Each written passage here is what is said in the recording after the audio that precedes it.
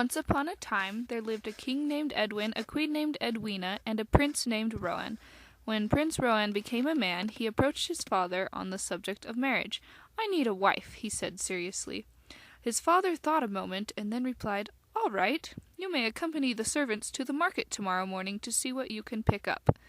"No, father, finding a wife cannot be done in one morning. It takes time. I have to marry a princess." Realizing the seriousness of the situation, King Edwin thought a moment and then said, "For your 20th birthday next week, I will arrange a ball. I will invite several eligible princesses and their families to attend. You may choose a bride from one of the princesses. How would you like that?" Prince Rowan pulled his father into a big hug. "Thanks, father, you're the best." The ball was the most splendid occasion since Prince Rowan's baby shower. People brought gifts, the decorations were beautiful, the food delicious, and the dancing divine. The only dissatisfying things were the princesses. Oh, they were desirable enough, but misfortunes kept happening to them. One princess, as Rowan was dancing with her, was informed by a servant that her father had been kidnapped by a beast in the woods, so she had to go rescue him. Another danced with him, then ate an apple from the fruit bar and fell unconscious. Finally, there was a beautiful, kind-hearted princess whose father was dead and who wasn't hungry for apples. But as soon as the clock struck 12, she ran away and left her shoe, which was broken to pieces by a clumsy servant the next day. The prince had no way of finding her. The ball had been an unsuccessful measure. "There have to be other princesses out there," Rowan said to himself. "Oh well, if the princesses won't come to me, I guess I'll just have to go to them." After carefully explaining his plan to the king and queen, Prince Rowan rode off on a quest for a princess bride. He searched high and low, here and there, near and far.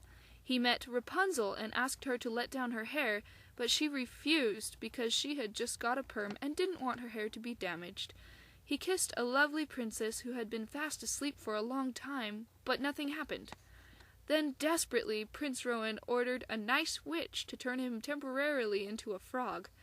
He hopped to the pond and asked the princess to kiss him, but she screamed and ran away instead. Discouraged, the poor prince and his tired horse returned home. Fortunately, there was a whole line of princesses waiting to meet him. He got to know all of them, but discovered that not one was a true princess. Some had harsh voices, others were often unkind.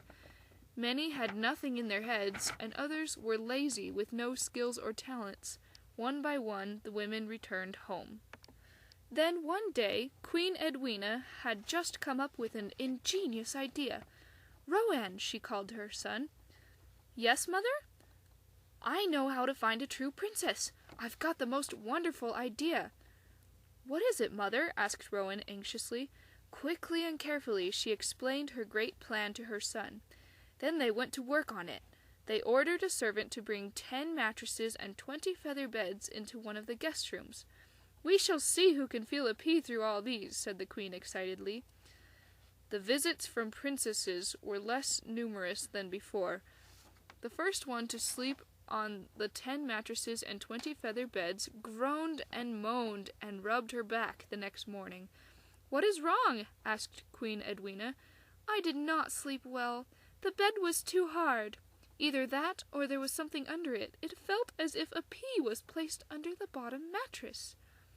"I'm sorry, dear," said the queen, pretending she didn't know what the princess was talking about. There were more princesses who slept on the thick bedding, and each one claimed that they felt something through it all.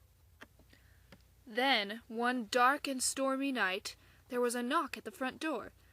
It was a peasant girl. "If you please, your majesty," she said to Prince Rowan, "I was in the area and got lost in the storm.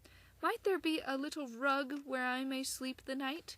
I promise I'll make breakfast in return." Normally, Rowan would have sent her to a servant's room to sleep, but something told him not to, and he could tell by the girl's countenance that she was a good, kind sort of person, the sort of person that would make a good wife if she were a princess. He asked for her name, and she told him it was Raquel. He was about to ask her more questions when the Queen entered the room.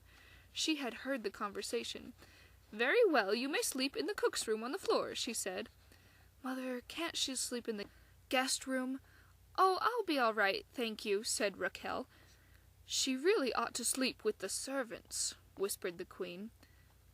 "Please, a bed is all made up with no one to sleep in it," said Prince Rowan. Then he whispered, "Please, Mother." The Queen thought a moment, and then said, "All right, you may sleep in one of our guest rooms. Come along, this way." "You're sure it's no trouble, Your Majesty?" asked Raquel. "Oh, we're sure," said Rowan excitedly. The next morning, when Raquel came out of her room, Prince Rowan approached her and asked, "How did you sleep?" "Oh, better than ever, Your Highness," exclaimed Raquel. "Was the bed soft enough?" "I never imagined anything could be so soft, and it should with so many mattresses and feather beds. I've heard rumors that you people keep peas under your beds, but I don't think I felt it through all those soft things. Well, I guess I'm not a princess," she laughed. Then Prince Rowan said something that surprised her. "No," he said, "you're wrong. You are a princess." "But I didn't feel the pea." "There never was any pea. Those rumors you heard are false. They were started by my mother and father. The women who claimed to feel the pea were not true princesses. A true princess is honest. And now that I've found one, we shall be married tomorrow morning." Just to make sure she was worthy of Prince Rowan, his father did a quick background check on her. It was then that the king discovered Raquel's true origin. She was actually the orphaned daughter of a deceased king and queen from a neighboring land. By blood, she was a princess. Prince Rowan and Princess Raquel were married, and they all lived happily ever after. The end.